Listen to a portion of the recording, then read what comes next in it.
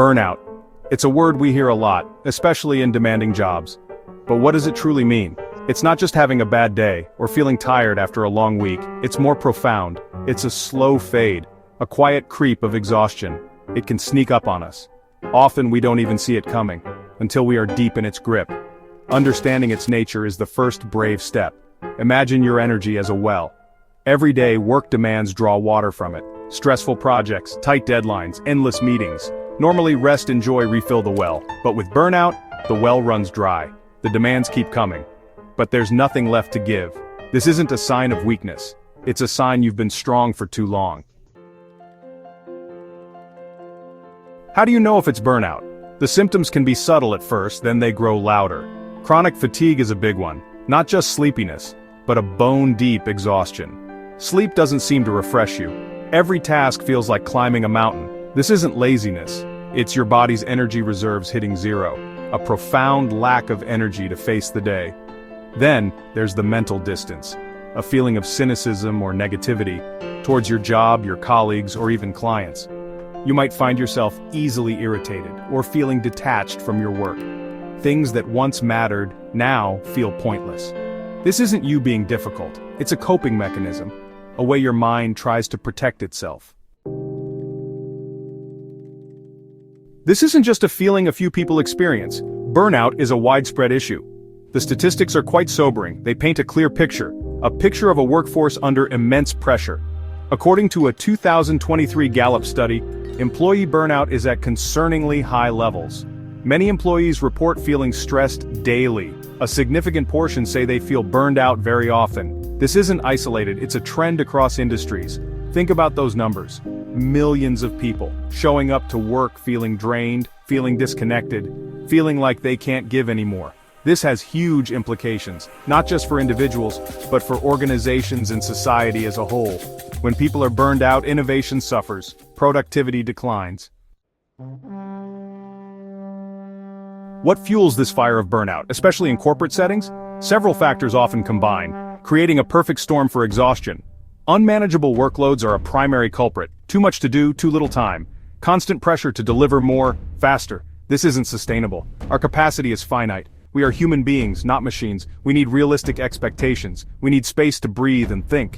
Then there are the unrealistic deadlines, the constant sense of urgency. Everything is a priority.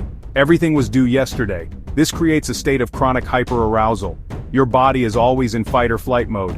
This is incredibly taxing on your system. Over time, it wears you down. It erodes your resilience. It makes it hard to switch off even when you're not working. The mind keeps racing. The impact of burnout doesn't stay at the office. It seeps into every corner of your life. Your personal well-being takes a significant hit. Think about your health. Chronic stress is linked to numerous health problems. Heart disease, high blood pressure, weakened immune system, digestive issues, sleep disturbances. These aren't just minor inconveniences, they are serious conditions, affecting your quality of life, and even your longevity. Your relationships can also suffer deeply. When you're exhausted and cynical, it's hard to be present, hard to be patient with loved ones. You might withdraw from friends and family, or find yourself more irritable and short-tempered. The energy you need for connection is gone, consumed by the demands of work. This can lead to feelings of isolation. Burnout doesn't just hurt you personally, it seeps into every aspect of your professional life, creating a ripple effect that can be hard to reverse. It casts a long shadow over your professional life too. Job satisfaction plummets, and the enthusiasm you once had for your work starts to fade. Work that once felt meaningful and engaging, it can become a source of dread. The tasks that used to excite you now feel like a heavy burden.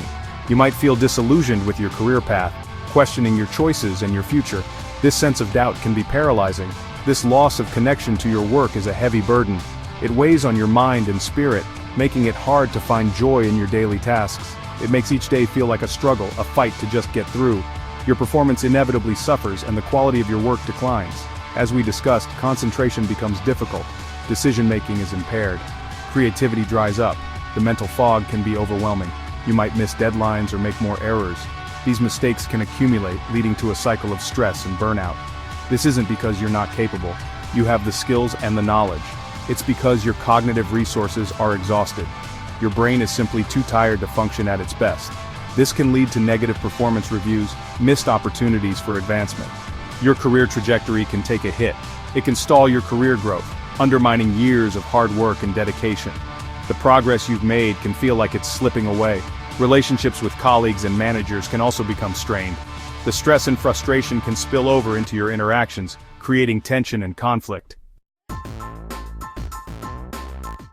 So, what can we do? How do we navigate the overwhelming demands of our work and personal lives? How do we fight back against burnout? It's a question many of us grapple with daily. One of the most powerful tools at our disposal is setting boundaries. These boundaries act as a protective barrier. This takes courage, especially in cultures that reward overwork and constant availability.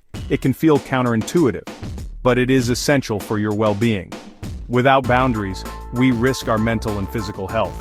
Boundaries are not about being difficult or uncooperative. They are about self-respect and self-care. They are about protecting your energy, your time, and your mental health. They allow you to recharge and be your best self. Start by defining your non-negotiables.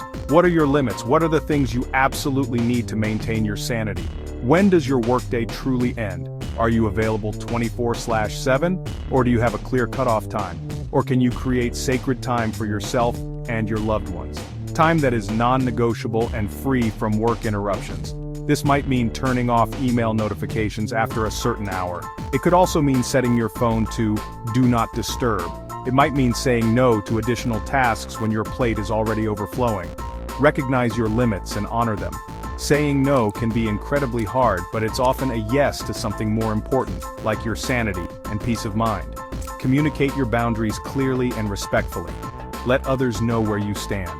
Let your manager and colleagues know your limits. Be upfront about what you can and cannot do. For example, I will respond to emails between 9 a.m. and 5 p.m. Outside of these hours, I am not available. Or I need to focus on this priority project, so I can't take on that new task right now. Prioritize your workload. You don't need to over-explain or apologize. Your boundaries are valid and important. A simple, direct statement is often enough. Stand firm in your decisions and protect your well-being. Beyond boundaries, active self-care is crucial. This isn't about spa days or elaborate rituals, though those can be nice too. True self-care is about consistent, small actions. Actions that nourish your body, mind, and soul. Prioritize sleep. Aim for 7 to 9 hours of quality sleep each night. This is when your body and brain repair and recharge. Good sleep hygiene can make a huge difference. Dark room, cool temperature, no screens before bed. Move your body regularly. Exercise is a powerful stress reliever. It boosts mood and improves energy levels. Find an activity you enjoy. Walking, jogging, dancing, yoga, anything that gets you moving. Even short bursts of activity throughout the day can help. And don't forget about nutrition. Fuel your body with wholesome foods. Limit processed foods, sugar, and excessive caffeine. What you eat directly impacts your energy and mood. The journey out of burnout is a process. It's not something that happens overnight, and it's not a straight path. There will be ups and downs, moments of clarity, and times of doubt. It requires courage, self-compassion, and commitment. You need to be kind to yourself and understand that it's okay to take things one step at a time. It's about taking small, consistent steps towards a more balanced and fulfilling life. Each small step you take builds on the last, creating a foundation for lasting change. The first step is awareness. Becoming aware of how you're feeling and what's causing those feelings is crucial. Recognizing the signs in yourself. Are you feeling constantly tired, overwhelmed, or disconnected from things you used to enjoy? Acknowledging that you need a change. This isn't failure, it's a brave awakening. It's the moment you decide that your well-being is worth fighting for. A moment of choosing yourself. Choosing your well-being. It's about making decisions that prioritize your health and happiness. I encourage you to do a self-assessment. Take some time to reflect on your current state. How are you really doing? Are you feeling more stressed than usual? Are you finding it hard to concentrate or stay motivated? Are you experiencing symptoms of burnout? These can include physical, emotional, and mental exhaustion. Be honest with yourself, without judgment. It's important to acknowledge your feelings and experiences without being too hard on yourself. Use a burnout inventory if it helps. There are many tools available that can help you assess your level of burnout, or simply reflect on the past few months. Think about how you've been feeling and what might have contributed to those feelings. What has your energy been like, your mood, Have you been feeling more irritable or down than usual? Your connection to your work and life? Are you finding it hard to engage with your work or enjoy your time with loved ones? This honest look is crucial. It's the first step towards understanding what needs to change. It's the foundation for creating change. Once you understand where you are, you can start to make a plan for where you want to be. It's where your power lies. You have the ability to make changes that will improve your life. If you are struggling, please seek support. You don't have to go through this alone. Talk to a trusted friend, family member, or mentor. Sometimes just talking about what you're going through can make a big difference. Consider reaching out to a therapist or counselor. Professional help can provide you with the tools and support you need to navigate this journey.